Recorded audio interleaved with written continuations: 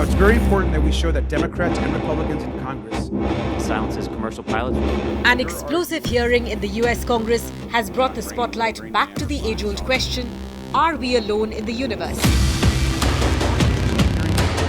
Both Republicans and Democrats came together in an unprecedented show of bipartisan support for transparency about these reported encounters with the third kind. Decade of service in the U.S. Navy, including 2 deployments operating. During the hearing, former intelligence officers and retired military officers went on record to say that the US government was in possession of alien aircraft and possibly alien bodies too. Former United States Air Force intelligence officer David Grush claimed that the US government had conducted a multi-decade program to collect and reverse engineer crashed UFOs. I was informed in the course of my official duties of a multi-decade UAP crash retrieval and reverse engineering program, to which I was denied access to those additional read-ons when I requested it. I made the decision, based on the data I collected, to report this information to my superiors and multiple inspectors general, and in effect becoming a whistleblower. As you know, I've suffered retaliation for my decision, but I am hopeful that my actions will ultimately lead to a positive outcome of increased transparency. Have you faced any retaliation or reprisals for any of your testimony or anything on these lines? Yeah, I have to be careful what I say in detail because there is an open whistleblower reprisal investigation on my behalf, and I don't want to compromise that investigation by providing anything that may help provide somebody information. But it was very brutal and very unfortunate, some of the tactics they used to hurt me both professionally and personally, to be quite frank. Yes. Yes. Okay. All 4 of them. Another witness, David Fravor, a former Navy commander, recalled a strange object during a training mission in 2004. As we looked around, we noticed that we saw some whitewater off our right side. It's important to note that the weather on this day was as close to perfect as you could ask for off the coast of San Diego. Clear skies, light winds, calm seas, no whitecaps from waves. So the whitewater stood out in a large blue ocean.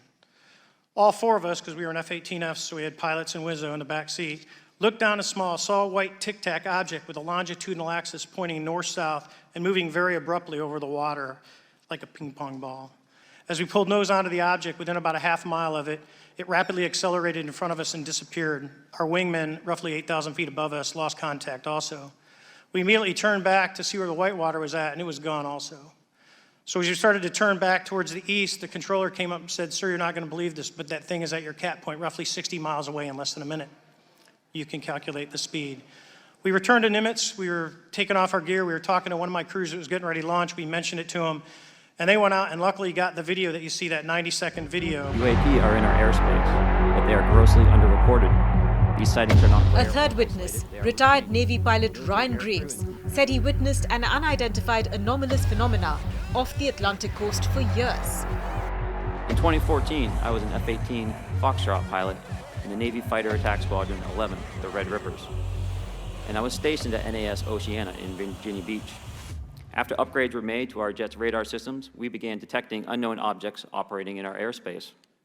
During a training mission in Warning Area Whiskey 72, 10 miles off the coast of Virginia Beach, 2 F-18 Super Hornets were split by a UAP. The object, described as a dark gray or a black cube inside of a clear sphere, came within 50 feet of the lead aircraft and was estimated to be 5 to 15 feet in diameter. The mission commander terminated the flight immediately and returned to base.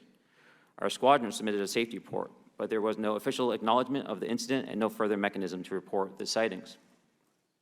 Soon, these encounters became so frequent that aircrew would discuss the risk of UAP as part of their regular pre-flight briefs. UFOs, or unidentified flying objects, have been a source of public fascination for decades.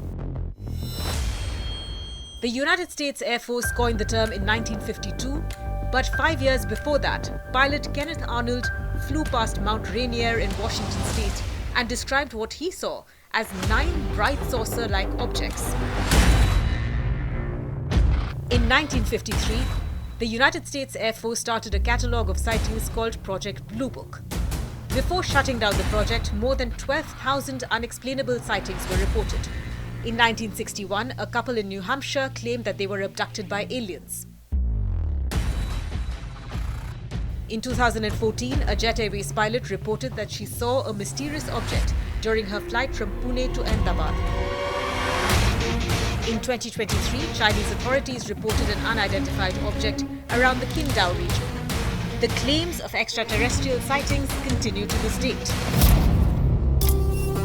Pop culture has also shaped our understanding of aliens, from E.T. to The X-Files to Men in Black. For decades, film and television have been fascinated with aliens. Whether UFOs exist and what impact they have on our lives, the search for answers continues.